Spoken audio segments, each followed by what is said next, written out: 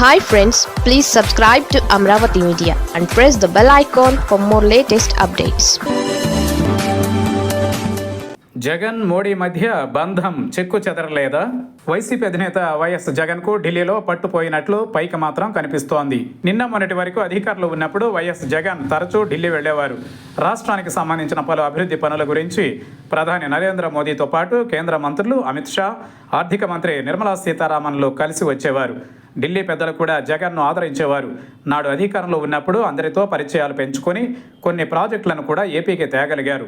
దీంతో పాటు తనకు నాడు మిథున్ రెడ్డి, విజయసాయిరెడ్డి ఢిల్లీలో ఉండి అన్ని రకాలుగా కొంత సహకారం అందించేవారు. జగన్ 5 ఏళ్లలో అనేకసార్లు ఢిల్లీకి వెళ్లి మోదీని కలిసి వచ్చారు. ప్రధాని నరేంద్ర మోదీ కూడా జగన్ను ఆప్యాయంగా పలకరించేవారు, దగ్గరకు తీసుకునేవారు. అలాంటి జగన్ గత ఎన్నికలలో ఓటమి పాలైన తరువాత ఢిల్లీ గడప తొక్కలేదు. ఢిల్లీతో కనెక్షన్ కట్ అయింది. ఎన్నికలకు ముందే బీజేపీతో చంద్రబాబు, పవన్ కళ్యాణ్ పొత్తు పెట్టుకోవడంతో ఢిల్లీకి ఉన్న సంబంధాలు దాదాపు తెగిపోయాయి. జగన్ను ఢిల్లీలో పట్టించుకునేవారే లేరు. అదే సమయంలో ఢిల్లీలో తన పార్టీ తరఫున లాబియింగ్ చేసేవారు కూడా లేరు. విజయసాయిరెడ్డి కూడా పార్టీని వీడి వెళ్ళిపోవడంతో ఇక ఢిల్లీలో పెద్దలను కలిసి మాట్లాడేవారే లేరు. జగన్ నేరుగా వెళ్ళి కలిసే పరిస్థితి లేదు. అదే సమయంలో ఢిల్లీ పెద్దలు ఇంకా జగన్ పట్ల కొంత సాఫ్ట్ కార్నర్తోనే ఉన్నారన్న ప్రచారం జరుగుతోంది. జగన్ మళ్లీ పుంజుకునే అవకాశాలున్నాయన్న సమాచారంతో ఢిల్లీ పెద్దలు పెద్దగా జగన్ను టార్గెట్ చేయడం లేదన్న అభిప్రాయం అందరిలోనూ వ్యక్తమవుతోంది. జగన్కు ప్రజలలో ఉన్న అభిమానం గత ఎన్నికలలో 40% ఓట్లు రావడంతో జగన్ను సులువుగా వదులుకునేందుకు సిద్ధంగా లేరు. అందుకే ప్రధాని నరేంద్ర మోదీ నుంచి కేంద్ర మంత్రుల వరకు చంద్రబాబు నాయుడును, పవన్ కళ్యాణ్ను పొగుడుతున్నారు తప్పించి జగన్ను మాత్రం పన్నెత్తు మాట అనడం లేదన్న కామెంట్స్ హస్తినలో వినిపిస్తున్నాయి.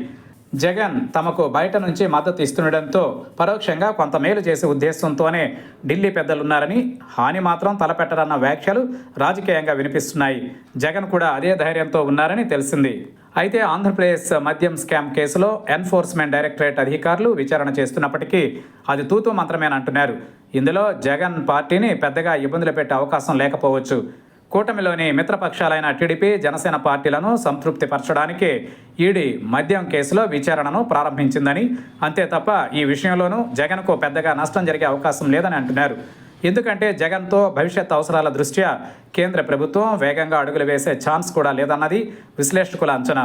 మొత్తం మీద హస్తిన జగన్ పక్కనే ఉందన్న కామెంట్స్ సోషల్ మీడియాలో ఎక్కువగా వినిపిస్తున్నాయి.